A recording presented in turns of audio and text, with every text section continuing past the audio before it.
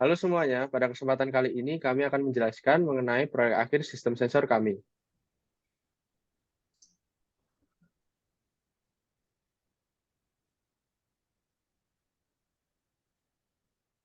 Sebelumnya, izinkan kami memperkenalkan anggota dari klub kami. Yang pertama ada Ignatius Gerald Handono, yang kedua ada Irfan Syahpradenia, dan yang ketiga ada Rafael Andika Radia.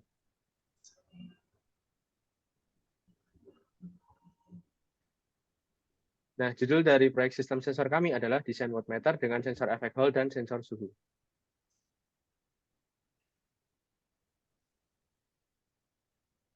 Baik, selanjutnya saya akan menjelaskan mengenai overview singkat dari proyek kami, di mana kami akan membuat sensor daya yang merupakan sensor yang dapat mendeteksi atau mengukur daya listrik pada sebuah rangkaian listrik atau kabel. Dalam pembuatan sensor ini, akan digunakan kombinasi sensor efek Hall dan sensor suhu, di mana sensor efek Hall digunakan untuk pengukuran arus, sedangkan sensor suhu digunakan dalam penentuan tegangan listrik pada rangkaian.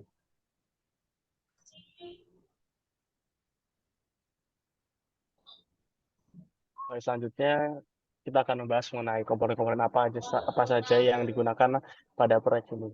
Pertama-tama kita akan menggunakan sensor efek Hall, lalu juga sensor suhu. Lalu untuk microcontroller untuk memproses datanya kita menggunakan STM Blackpill. Selanjutnya untuk display kita menggunakan display OLED. Lalu kita juga membutuhkan operational amplifier atau op-amp, lalu resistor dengan daya 3 watt, lalu kabel dan juga kawat email.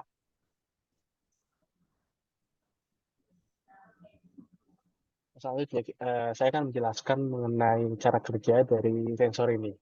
Yang pertama-tama, kita akan membahas mengenai sensor arus. Pada bagian sensor arus akan diukur perbedaan medan magnet, di mana perbedaan medan magnet ini dapat terjadi jika terdapat arus yang mengalir. Nah, untuk mengukur perbedaan medan magnet ini, kita dapat menggunakan sensor Hall effect. Lalu sensor Hall effect itulah yang akan mengubah perbedaan medan magnet menjadi perbedaan tegangan.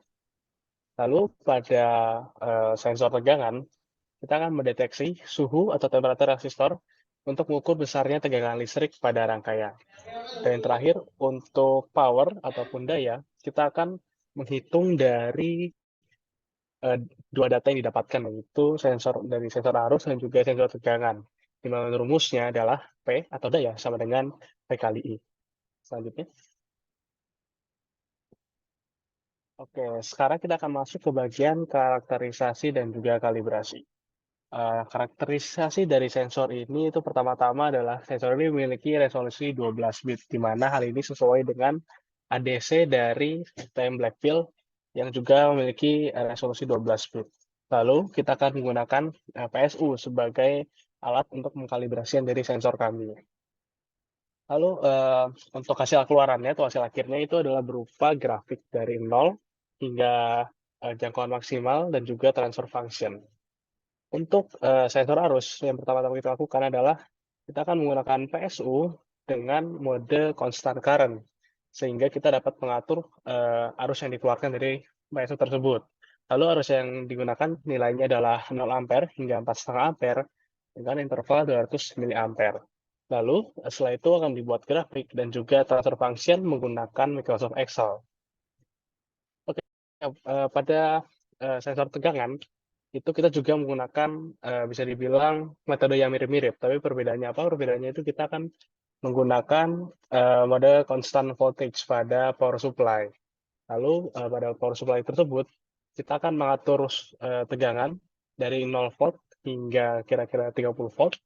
Lalu setelah itu juga akan dibuat grafik dan juga transfer function yang dilakukan menggunakan Microsoft Excel. Lalu selanjutnya kita akan masuk kepada skema kalibrasi sensor. Perbedaan dari kedua skemanya adalah yang pertama untuk sensor arus kita itu mengukurnya secara seri, lalu pada bagian sensor tegangan kita mengukurnya secara paralel.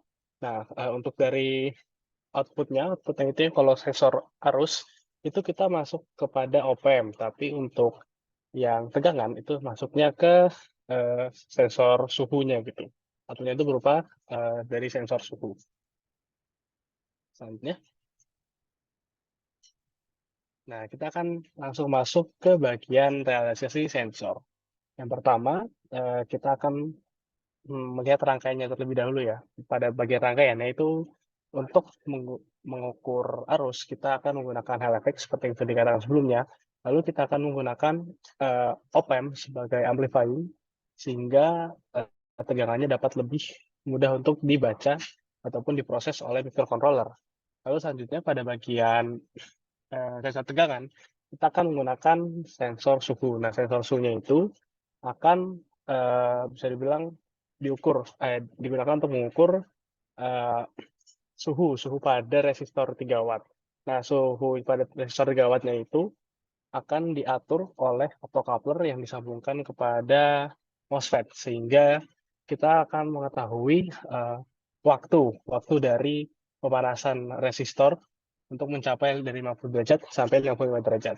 Sehingga kita pada akhirnya dapat mengetahui nilai dari tegangan maksudnya tegangan dari rangkaian yang dihubungkan dengan alat kami.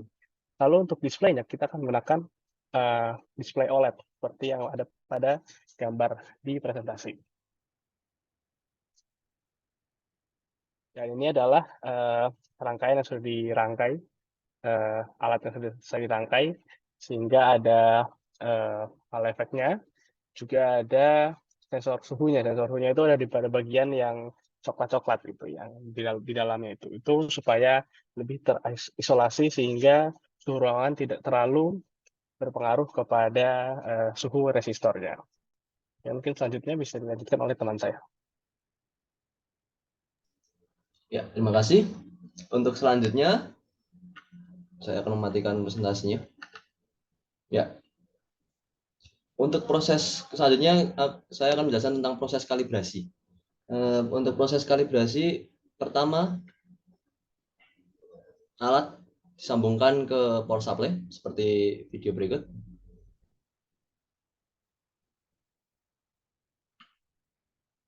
Selanjutnya, output dari alat diberi alligator clip supaya mudah untuk mengkoneksi kepada multimeter dan ampermeter. Ya. Bagian kiri merupakan input, bagian kanan merupakan output. Ya, itu merupakan output. Selanjutnya,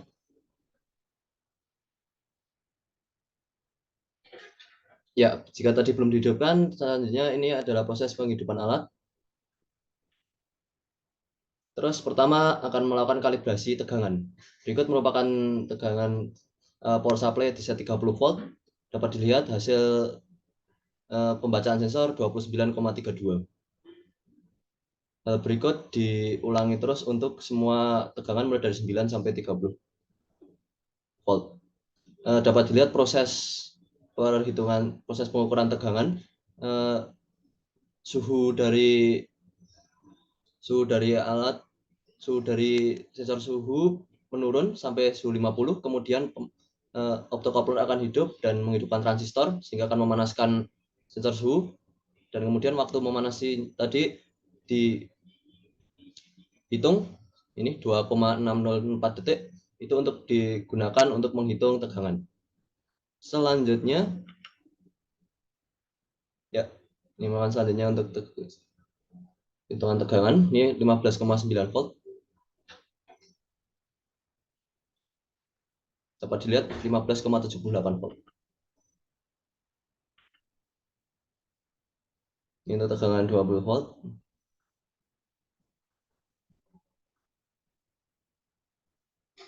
Hasil 17,79. Itu karena belum update, menunggu sampai cycle selanjutnya. Jadinya menunggu sampai suhu dari 50, kemudian balik, kemudian memanasi sampai 55. Ini masih pembacaan sebelumnya. Selanjutnya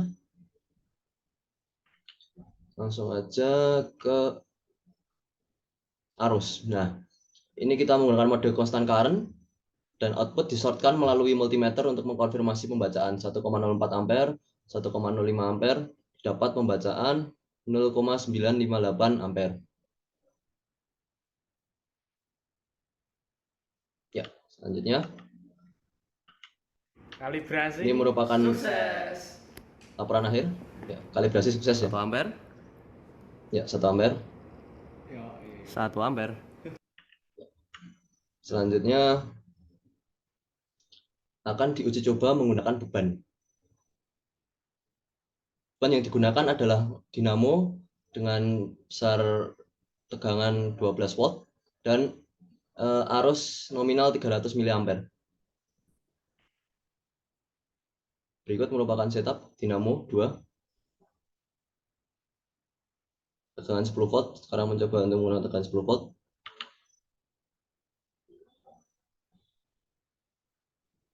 Ya, berikut tegangan 15 volt. Dinamo hidup. Ya, arus 0,276 ampere. Ya, hampir sesuai ya. Selanjutnya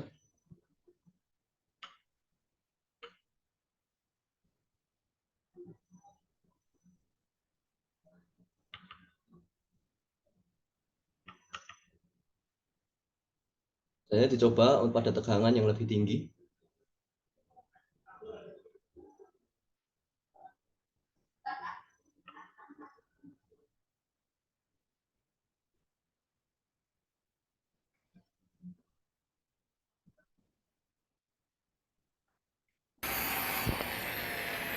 Ya, 20 volt ya. Hasil arus lebih tinggi 0,312. Ya, hampir sesuai 0,49. Ya. Kita akan kembali ke PPT yang akan dijelaskan oleh teman saya.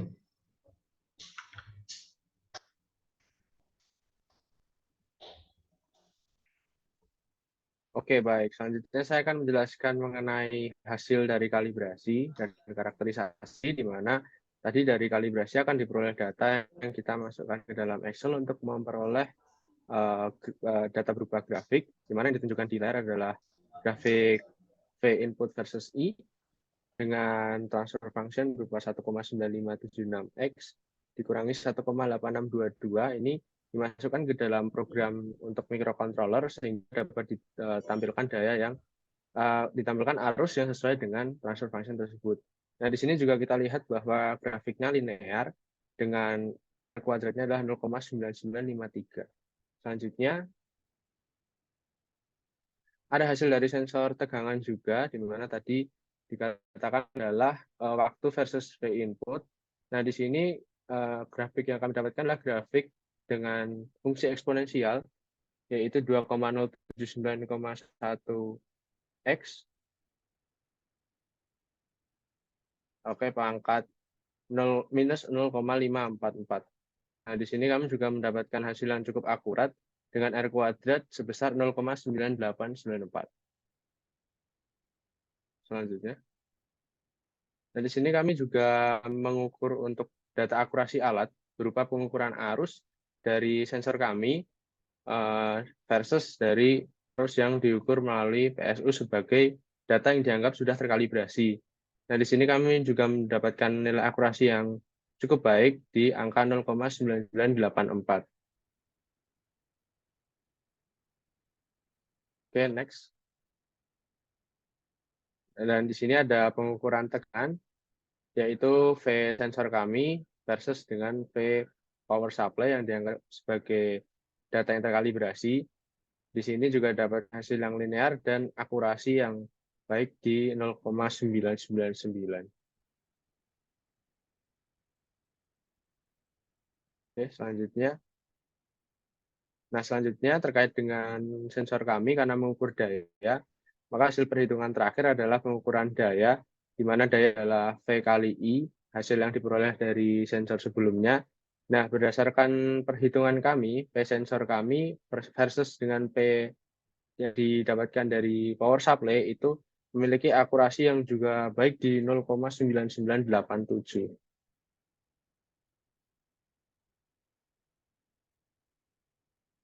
Oke, selanjutnya akan dijelaskan oleh teman saya. Ya, untuk batasan alat. Tes. Ya.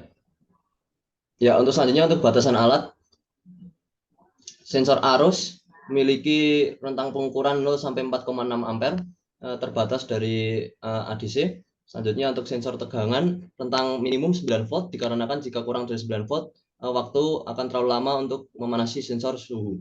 Sampai 31 volt, di mana waktu sudah terlalu cepat. Respon time tegangan kurang dari 20 volt cukup lama, yaitu ya 6 sampai 30 detik. Di saat lebih dari 20 volt lumayan cepat. Untuk sensor daya, rentang pengukuran dari perkalian 4,6 kali 31 yaitu 135 watt.